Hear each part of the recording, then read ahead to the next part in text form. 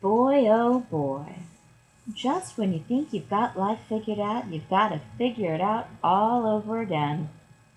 Nobody knows that better than April Grace Riley, an 11-year-old little girl growing up in Arkansas's beautiful Ozarks, featured in K.D. McCrite's contemporary realistic fiction novel, In Front of God and Everybody, Confessions of April Grace. April Grace lives in Cedar Ridge, Arkansas, right in the middle of the Ozarks, the summer of 1986. Her story begins while she's outside reading a book one afternoon when a brand new black car pulls into her driveway. Now, April doesn't like to see cars like that around town.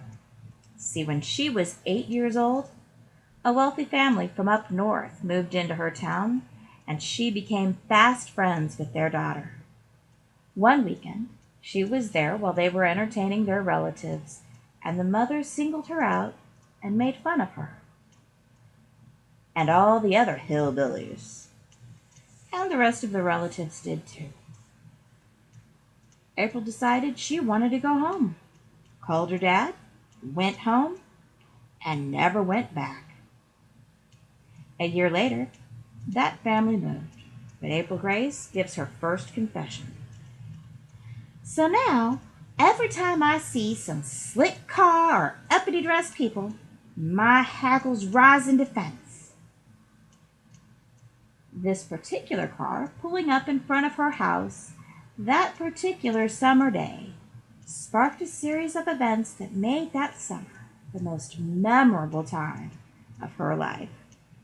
And the journey we take with her is enchanting. I loved this book because it is rare to find a book that makes me laugh so hard and loud and often that the children put down their game systems and ask me about a book I'm reading. It's even more rare to find it a book suitable for both a 9-year-old little girl and a 14-year-old boy. April Grace's quick wit, sarcasm, struggles, and sheer red-headed stubborn streak got it done, though. The best thing about this book, though, were the values that played throughout it. It was never preachy. The writing was done in such a way that the reader walks away knowing that the adults learned as much as April Grace did. The characters came alive, and the situations were believable. I was surprised by the depth of the book and the number of serious issues addressed in only 288 pages. We deal with her views on her sister Myra Sue. How anyone can be that dumb and still be able to eat with a fork is beyond me. We witness the two sisters get into a knockdown, drag-out fight at the dinner table in front of guests.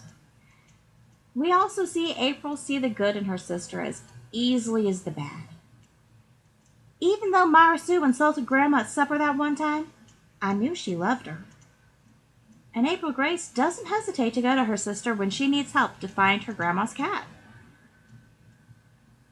We see the struggle of multiple generations with different views on discipline. We are reminded of the struggles of being the youngest and not being listened to and being ignored when you're around. And we're reminded of the mixed blessing it brings and all the things you can learn. Throughout this book, we deal with the weirdness of old people dating, when her grandmother gets a boyfriend, and a subsequent makeover. The jealousy and fear of losing that special relationship when they decide to marry, and how to tell jealousy from legitimate mistrust of a new person. We face the pain and consequences of living by your faith, or when your parents live by theirs, in difficult circumstances. With April, we learn about anorexia as she witnesses her sister wasting away. We see her resolve to be like the people she most admires. And we see her lose that fight time and time again, until she accepts the similarities between her and her primary antagonist, when they finally have an unobserved by everybody else, heart to heart, in which they are both honest with one another. and we cheer as we see them both grow as people, regardless of the age differences. The book comes full circle in establishing April Grace's prejudice and her working through it. Most of all, we are reminded that people are people, regardless of your age, or where you come from, or how much money you do or don't have.